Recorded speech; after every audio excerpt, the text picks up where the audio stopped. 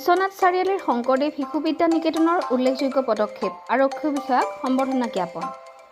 আজি ইংৰাজী নৱবৰ্ষৰ প্ৰথম দিনটোত বিশ্বনাথ চাৰিআলিৰ অসমীয়া মাধ্যমৰ অগ্ৰণী শিক্ষা প্ৰতিষ্ঠান শংকৰদেৱ শিশু বিদ্যা নিকেতনৰ পৰিচালনা সমিতি, আচাৰ্য আৰু ছাত্ৰ-ছাত্ৰীৰ সন্মিলিত হৈ বিশ্বনাথ চাৰিআলি আৰক্ষী থানাৰ ভাৰপ্ৰাপ্ত আৰক্ষী বিষয়াৰ লগতে আৰক্ষী থানাত কৰ্মৰত বিষয়াসকলক সম্বৰ্ধনা জ্ঞাপন কৰে।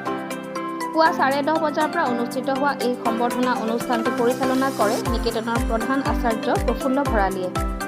নিকেতনৰ আচাৰ্য বিনোদ শৰ্মাই শলাগৰ শৰাই আগবঢ়োৱা অনুষ্ঠানটোত নিকেতন পৰিচালনা সমিতিৰ সম্পাদক মনীষ কলিতাই বক্তব্য আগবঢ়ায়।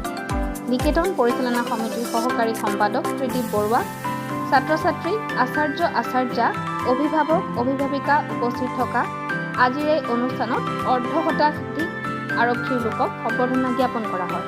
চাৰিআলি পৰিচালনা সমিতিৰ লগতে নিকেতনৰ সমূহ পৰিয়ালবৰ্গ, ছাত্ৰ-ছাত্ৰী, অভিভাৱক আৰু আমি ষ্টাফে মিলি আজি নৱবৰ্ষৰ প্ৰথম দিনা আমি বেলেগ ধৰণৰ মানুহবিলাকে মন্দিৰ বা বিভিন্ন নামঘৰলৈ যায়।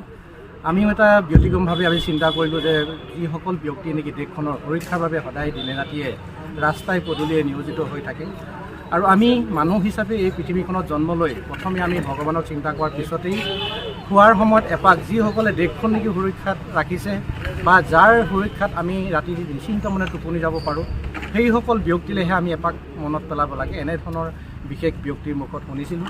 গতিকে সেয়েহে আমি নিকেতন পৰিয়ালৰ ছাত্ৰ-ছাত্ৰী আৰু গোটেইখনে আহি আজি এই বিশ্বনাথ চাৰিআলি প্ৰশাসনক আমি শুভেচ্ছা জনাবৰ বাবে ফুলৰ থোপা আৰু গামোচাৰে আমি আহি তেওঁলোকৰ প্ৰায় 100জন কৰ্মৰত থকা ব্যক্তি আছিল। তাৰ ভিতৰত বহুতো গুচি গৈছে ৰাতিপুৱাই বিভিন্ন ধৰণৰ দায়িত্ব নিজৰ পালন কৰিবৰ বাবে, কিন্তু তাৰ ভিতৰতো আমি 50-60জন ব্যক্তিক আমি লগ পাই নিকেতনৰ পৰিয়ালে, আচাৰ্যই, পৰিচালনাৰ সমিতিয়ে তেওঁলোকক শুভেচ্ছা জ্ঞাপন কৰিছোঁ, যাতে আমাৰ মৰমে তেওঁলোকৰ দায়বদ্ধতাৰে সমাজখনৰ যিটো নেকি এটা ধুনীয়া বাৰ্তা যে যায় বেলেগেও যাতে প্ৰশাসনক আমি মৰম কৰিব লাগে। তেওঁলোক আমাৰ মানুহ, তেওঁলোকো এখন বহল হৃদয়ৰ অন্তৰৰ মানুহ।